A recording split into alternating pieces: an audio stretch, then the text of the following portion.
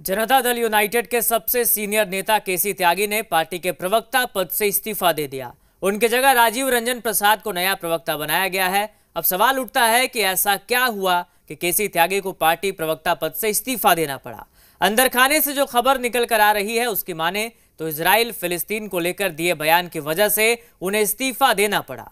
तो क्या बीजेपी के दबाव में आकर नीतीश कुमार ने एक कदम उठाया है? सवाल बड़ा है। नीतीश के अर्जुन ने रख दिए हथियार।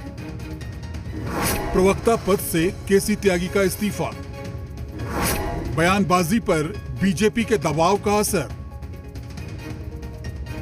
केंद्र की सियासत में जेडीयू की धुरी रहे केसी त्यागी ने पार्टी के प्रवक्ता पद से इस्तीफा दे दिया है, यह कहकर कि अन्य अतिरिक्त कार्यों में संलग्न रहने के कारण मैं पार्टी के प्रवक्ता पद के साथ न्याय नहीं कर पा रहा हूं, लिहाजा मुझे इस जिम्मेदारी से मुक्त करने का कष्ट करें। और इसके बाद तुरंत ही जेडीयू ने राजीव रंजन को राष्ट्रीय प्रवक्ता की जिम्मेदारी सौंप दी। देखिए, उन्होंने निजी और व्यक्तिगत कारणों से इस्तीफा दिया है। पार्टी के वरिष्ठ नेता हैं। पार्टी ने पूर्व में भी जो भी जवाबदेही दी है उसको ईमानदारी के साथ मैंने पूरा करने का काम किया है। नहीं, निजी और व्यक्तिगत कारणों पर किसी प्रतिक्रिया का कोई मतलब नहीं है। लेकिन इतना तो मैं जानता हूं कि लगभग कमोबेश वो वही चीजें बोलते हैं इन मुद्दों पर जो गांधी नेहरू के टाइम से या लोहिया जी का विचार था। त्यागी के इस इस्तीफे को जेडीयू बड़ी खामोशी से समेट लेना चाहती है, लेकिन अचानक लिए गए सियासी करवट से सवाल तो उठेंगे ही।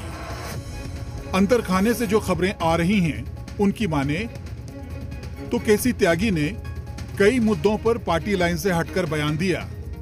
यही नहीं, पार्टी नेतृत्व से सलाह किए बिना ही त्यागी के बयान आते रहे। इन बयानों के कारण एनडीए में मतभेद की खबरें आईं।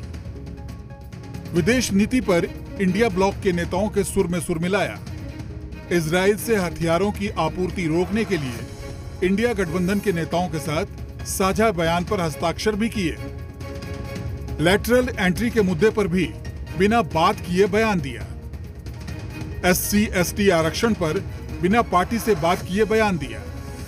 जेडीयू लीडरशिप ने इन बयानों को लेकर त्यागी से कई बार बात की और अब उन्हें इस्तीफा देना पड़ा। पार्टी में पदों का हेरफेर चलता रहता है।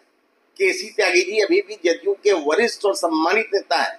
किन कारणों से उन्होंने राष्ट्रीय प्रवक्ता के पद से इस्तीफा दिया, इस मामले की गहराई तक जाने में भाजपा कोई रुचि नहीं रखती। भारतीय जनता पार्टी दबाव की राजनीति करती है और केसी त्यागी ऐसा जो व्यक्तित्व हो दबाव के अंदर राजनीति नहीं कर सकते, और इसलिए हमको लगता है कि उनका त्यागपत्र देना कहीं न कहीं उनके जो स्वाभिमान को ठेस पहुंची, इसलिए उन्होंने त्यागपत्र दिया।